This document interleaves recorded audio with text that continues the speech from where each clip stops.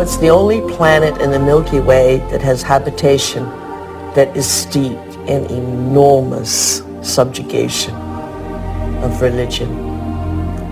You know why that is? It's because people have set up right and wrong. If I do this, I'm going to get punished by God. If I do the other thing, I'm going to get rewarded. This is a really poor description that tries to map out a path in life for us to follow, but with deplorable results, because there really is no such thing as good or bad. We're judging things far too superficially that way. Does that mean you're in favor of sin and licentiousness and depravity? No. It simply means that you need to improve your expression and understanding of what you're dealing with here.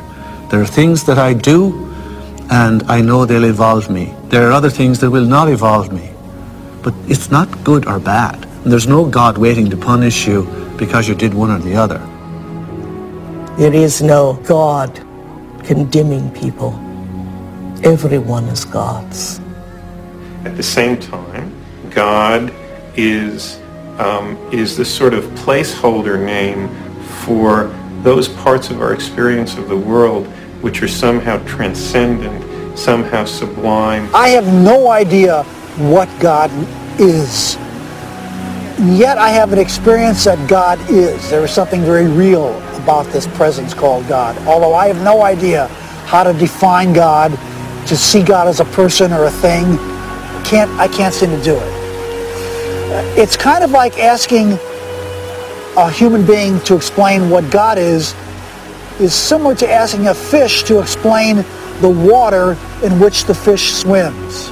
God is a superposition of all the spirit from all things. You are a God in the making, and you have to walk this path. But someday, you have to love the abstract as much as you love the condition of addiction. The only way that I will ever be great to myself is not what I do to my body, but what I do to my mind.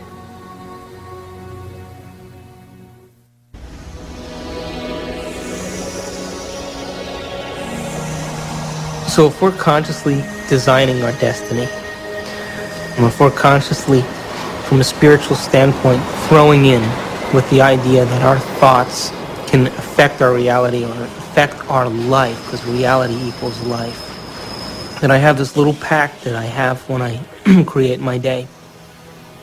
I say I'm taking this time to create my day, and I'm infecting the quantum field.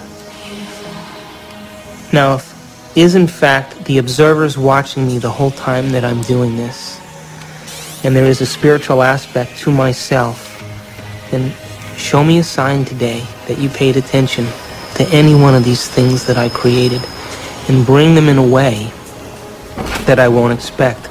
So I'm as surprised at my ability to be able to experience these things and make it so that I have no doubt that it's come from you.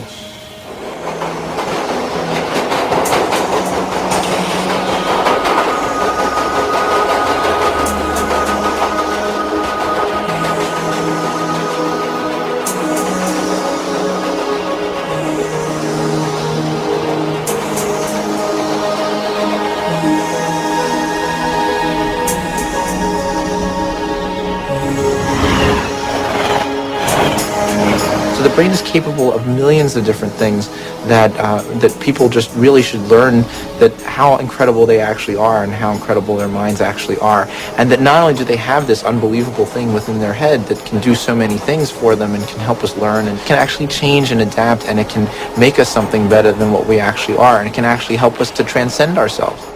That there may be some way that it can actually take us to a higher level of our existence, where we can actually understand the world in a deeper way, where we can understand our relationship to things and people in a deeper way, and we can ultimately make more meaning for ourselves in our world. We can show that there's a spiritual part of our brain, but it's a part that we all can have access to, and it's something that we can all do.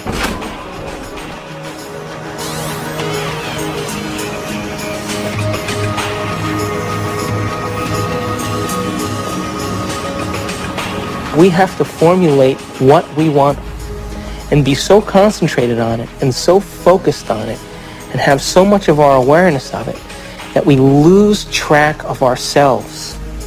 We lose track of time. We lose track of our identity. And the moment we become so involved in that experience that we lose track of ourselves, we lose track of time, that picture is the only picture that's real. And everybody's had that experience when they've made up their mind that they've wanted something. That's quantum physics in